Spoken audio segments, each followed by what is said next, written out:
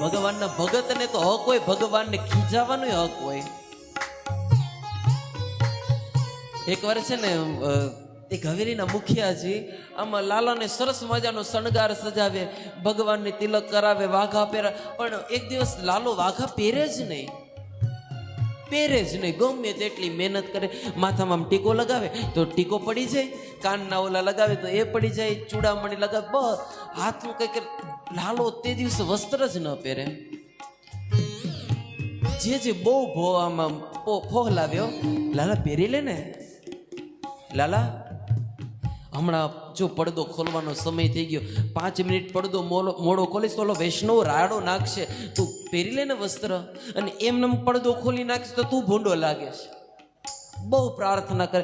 પછી છેલ્લે ન માન્યો લાલો, પછી જે ખીજાણા, હવે પહેરી લેશો કે એમને તને બહાર કાઢી મૂકો હવેલીમાંથી. અને પછી ખીજાણા, પછી જેવા વસ્ત્ર પહેર્યો તરત પહેરી લીધા. એટલે ભગતને ખીજાવાનો હક છે ભગવાનને.